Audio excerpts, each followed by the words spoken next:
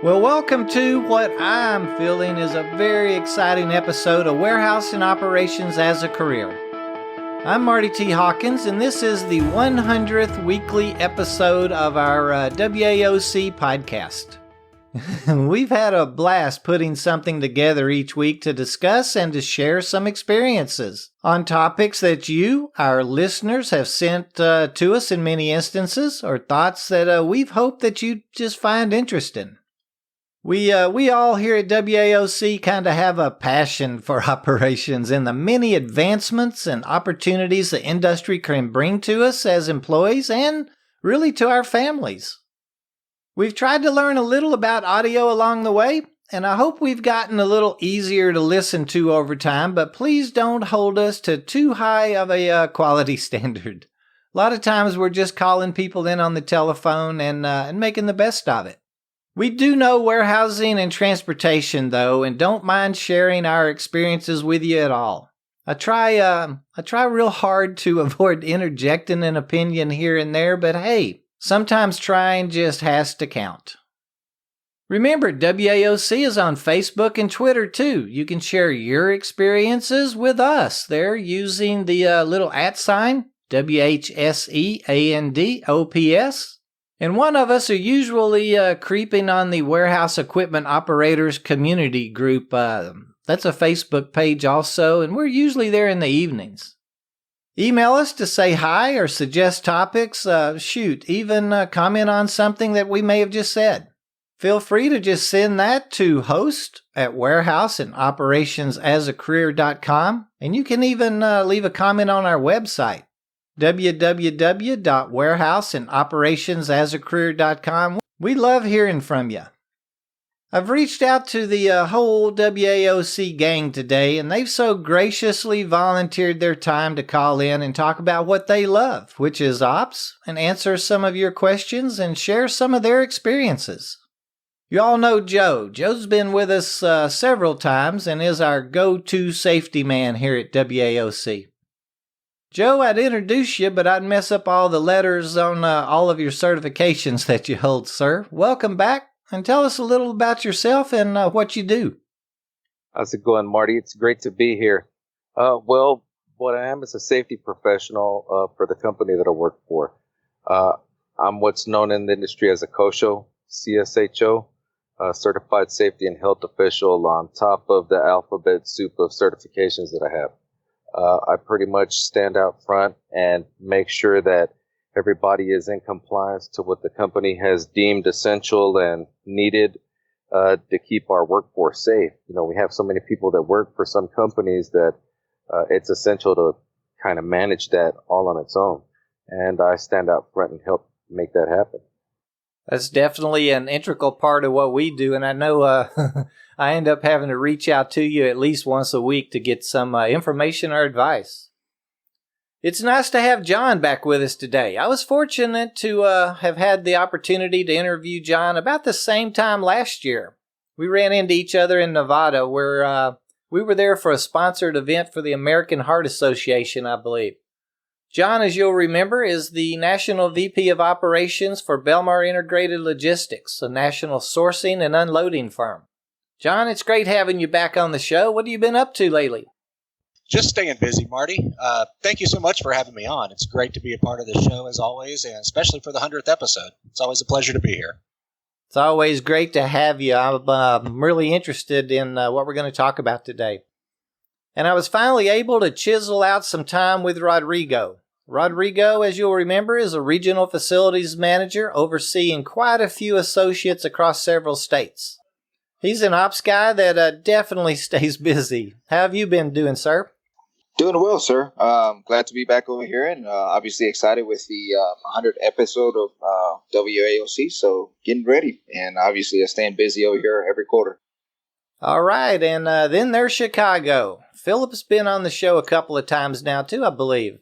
Phillip is a regional manager based in Chicago, overseeing operations in the local area and a couple of states on either side of him. How have you been doing? I hear you're dipping a toe into sales up there. Hey, Marty, how you doing? Yeah, I've dipped into something that I'm not familiar with, but it's definitely a challenge. another notch that I could put on my belt. Like you said in the beginning, we all are operation guys, and that's where my first love is at. That's what it's all about. Continue our education, isn't it? That is true. So, gentlemen, as you know, I'm a bit involved in the training and coaching arenas and work closely with the sourcing and staffing communities in different cities. Are y'all seeing an uptick or increase in traffic or people looking for work? John, do you think the national average of employment being at 3.9 through July of this year, is that driving more people to staffing since there's still people looking for work and employers looking for people? Or do I have that just reversed? Or are our employers begging for workers? What's up there? Actually, Marty, I would say that it is the reverse. Low unemployment means that there are plenty of jobs for everyone who wants to work. I think this is a great opportunity for those looking to change jobs or possibly start a new career. There is no better time than right now to leave a job and start a career, especially with the low unemployment rate. Take advantage of this unique market in which you don't have to have lots of people fighting for one position. Well, that makes perfect sense. What are you seeing out there in Chicago, Phillip? Or is there jobs for everyone and people for every job up there? Yeah, it's funny you mentioned this. I was talking with a colleague just the other day, and I was explaining to him, this is the first time in a long time that I've seen so many jobs available. So if anybody is saying that they're not able to find a job, it's really because they're not looking hard enough. But I know firsthand, because of the company that I work for, I know the availability and the competition that we deal with every day. Well, that's good. It's always great, if we're looking for work, that there's work for us. Rodrigo, based on what they've said, what are you seeing on the floor? Are the new boots doing a good job? Are we getting qualified people, or are companies spending a lot of time and dollars on training? I think you got it right, Marty. I would say, if I would have to kind of, pick one, I would say that the companies are more investing on dollars in training, and actually, investing on that selective pool that they have, and that everybody is using out of that. So I think another way is they're a lot of these bigger companies are slowing down. They're actually focusing more on the training. And as they kind of progress, one of the things that they do is, as a company, they're slowing down and properly providing the full orientation training. But, probably in the past, it used to be, on a 3-day, training. Now it's becoming more of a full week, up to 2 weeks. And they're actually investing a whole lot on the employee, in, doing, explaining, processing, and, they're actually setting up a better process as they go forward. So I definitely would have to say that they're investing a lot of dollars in training on each employee that it's coming in through the door. Yeah, you know how important I think training is. I think it's the base of what it is that we do. Joe, with people coming into the industry, maybe from retail or different services like restaurants, how does that affect safety incident rates? I guess we'd call them near misses in our business, or maybe even accidents. What are you seeing? Well, safety is a challenge in every industry, and especially with new employees. One of the things that, is always a challenge is keeping up with methods and techniques and equipment. Sometimes just trying to stay ahead of that's difficult. I think one of the main issues that always varies in frequency, but you can never kind of really get rid of, of course we always try to get ahead of, is whenever employees try to take shortcuts, or whenever we encourage our employees to take shortcuts. That's always ever present. I know it's hard to tell a productivity-based warehouse or team to slow down, but everything has to be hindsight for many people to understand that, hey, if I'd have just taken those few extra seconds or one more look, or whatever the case may be, it all comes down to training and know-how and making sure that the job is done right. So just, trying to stay ahead of that's always a challenge. That's true. And safety does have to be priority one. We always talking about productivity and metrics, getting things done, but we got to remember safety has to be priority one. And you're definitely a true safety man, kind of live and breathe it. Are those new to the industry receptive to all the safety and position training required for these positions? And if not, what can we do better as an industry, do you feel? I think managerial buy-in and a whole lot of doing the right thing is just what it is.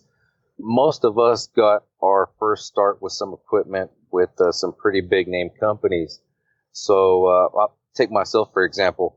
I was in a pretty safetied up environment, if you will, where it would be taboo to, not have your safety glasses on or, anything like that. So when I was taught to, inspect a forklift or, get on one, it was shown with great respect. So to this day, that's still how I do it. So if we take somebody in off the street, a brand new person who's never operated any type of equipment, and we show them, the wrong way, even though we had the right intentions, we may be affecting that person's career forever just by putting, bad habits in front of them. That's true. And you brought up cost. It is expensive to train people properly, and it can take that extra day or two. But my gosh, it's so much more expensive it can be so much more expensive if they're not trained properly, can it? Oh yeah, it'll definitely make you want to factor in the safety program. Even if it runs at 30% of what your expense rate was for injuries, accidents, or whatever, I'm sure everyone would still much rather pay that than, the alternative. And that's a direct hit to the employees and benefits and what your employer can do for you. It has a big effect all the way down. Absolutely. What about training, Rodrigo? You see how companies are training or their different programs every day. Are we doing what we should be doing? And if so, how do you see it being perceived by our associates? What could they be doing differently? I think you're right, Marty. I think a lot of these bigger companies are investing a lot on training. I think it's guys hit it right on the point about, the cost, but I think it's a totally worth it, program as far as, they're investing and also making the employee understand, but also walking them through the whole process of the orientation, making them understand, back in the day, one of the things that we used to do is we used to tell these employees, don't do that, but we would never go into the specifics of why is it important, or make them understand, what is the cause of it, or the effect of that could, impact the business of it. So, one thing is that I noticed is that we're getting a lot more feedback from each employee, but also the employer is actually supporting, having a lot more of a better support, bigger support. But also, as always, one of the things that I've always preached is communication. And also, being openly, getting to know the employee on the individual cases, depending on the trainee, a lot of times as a trainer, you have to adjust to each employee because everybody learns differently. So knowing, having that patience, but also knowing how to approach a guy on the different aspect of, I could learn things on the visual matter, but someone else could be more of a, can learn on fly. So it just depends. But a lot of it is the trainee, comes down to patience, being able to explain it and also fully investing your training into the employee, and also the employee, openly asking questions, but also feeling that they have the support and communication from the employer. So I've seen a lot of positive moves from a lot of those bigger companies that they're investing on this. So overall, I think yes, it's expensive, but at the end of the road, I think it's totally worth it. Yeah, I think you explained that perfectly well to me. I mean, it really is a partnership between the employer and the employee, and both of them's got to communicate both ways to come out ahead. John, your dealings are more on a corporate level. Are companies doing a good job with training, or are you hearing of any plans to make any large changes there?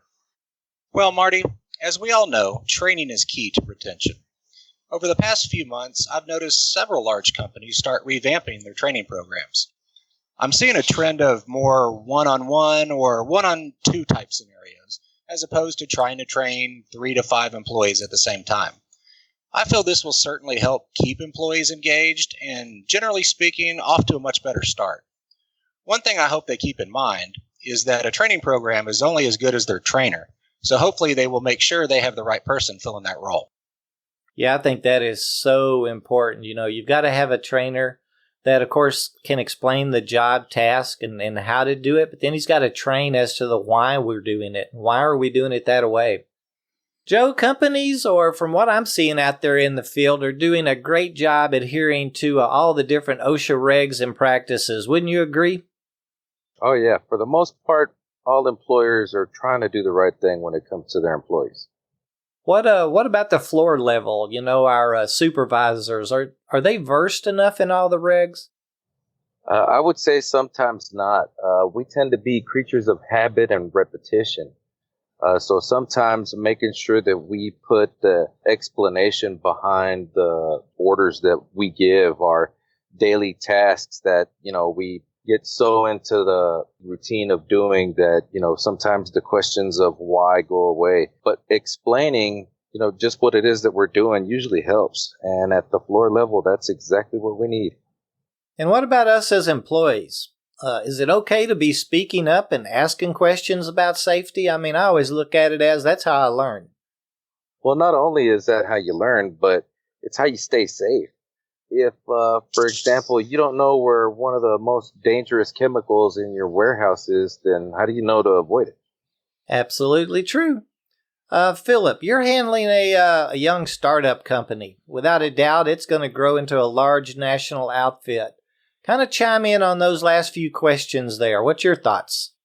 I completely agree with Joe and Rodrigo what we're saying. I believe if you make it a habit to practice safety, guys will follow your lead. If you instill that in your leaders and teach them to teach their employees, it's a way of life, if you will. It's something that you will automatically know to do to be safe.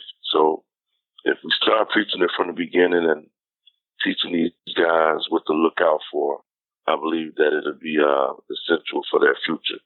Like you said, I've been dealing with this startup company, and I've seen them grow in teaching safe practices, and I think they'll be successful. Oh, I can understand all that. That's a good way to look at it. Well, let's kind of change the subject. Let's all talk about the time clock, gentlemen. Rodrigo, you visit a lot of facilities each month and oversee several different payrolls. I hear from a lot of HRs complaining every Monday about hours. Is it a problem? And if so, why don't we just punch in and out? Yeah, it's funny that you mentioned that, Marty. It's one of those biggest challenges that we have on Mondays. And for certainly, for Mondays are not fun at all, especially for those HRs in there trying to, process on deadlines. Everybody's under a deadline and trying to complete all those hours. But, unfortunately, we don't live in a perfect world. We deal with human nature. One of the things that I think that I feel like a lot of the guys, they just tend to forget is, being persistent on the constant basis, making sure that they're auditing. That's one of the biggest things that I think I find that they're not, sometimes those managers, those account managers, or even, the supervisors, they just get too busy doing their normal routine of work, but they completely forget about those little details as far as making sure that they're constantly looking at the day-to-day operations as far as the time clock management.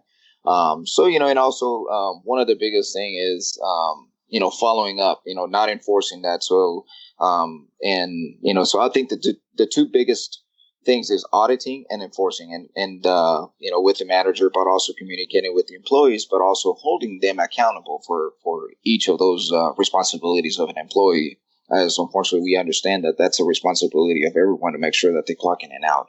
It's a lot of repetition. So I think it's one of those things that it comes down to the supervisor, the manager, to make sure that they're constantly auditing, and practice makes it better. Obviously reaching out to those employees, and then obviously they understand what the accountability is, but also the expectations on a daily basis to remember to clock in and out, whether it's for, to in or to go in or to go out, or even for lunch punches on that.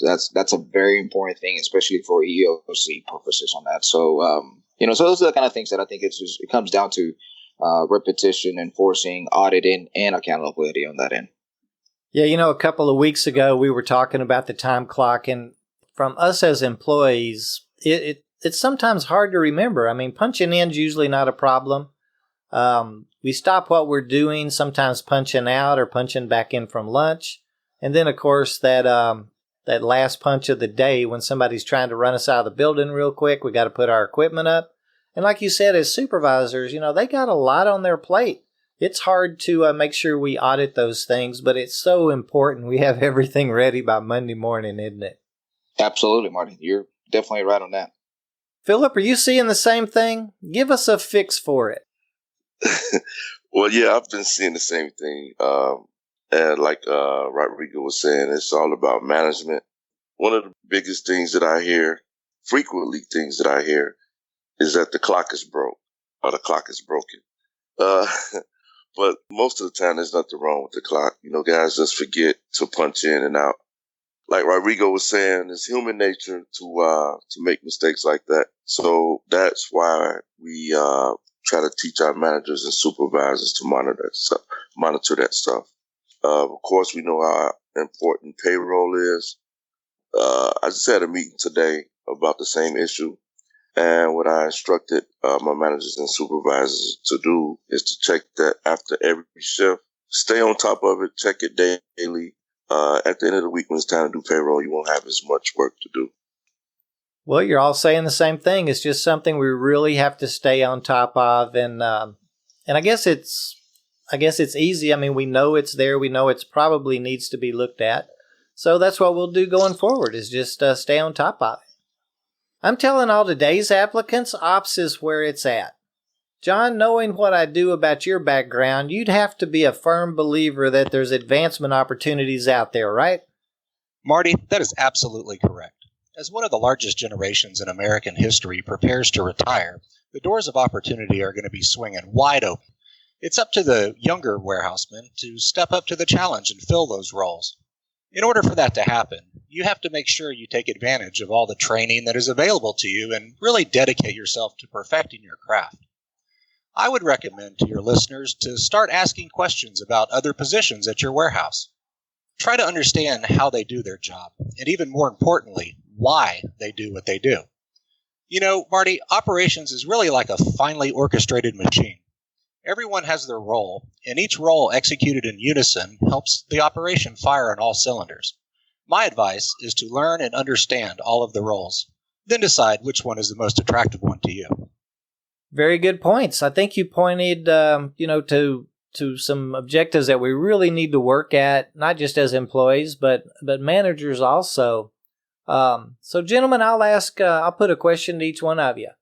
Why aren't more of today's youth seeing or taking advantage of those advantages? Or are you seeing, that they're really interested in management? They're really interested in advancing. Rodrigo, let's start with you. Yeah, I think one of the things that I've seen, over the past couple of years is a lot of this new generation is not understanding how to climb the ladder or starting from the bottom. A lot of times we feel like we're entitled to a title. And sometimes we just have to prove ourselves, start from the bottom and just kind of work your way up and work the chain of command from there. But, just understanding the climb of the ladder, but also, not just being entitled to just one title.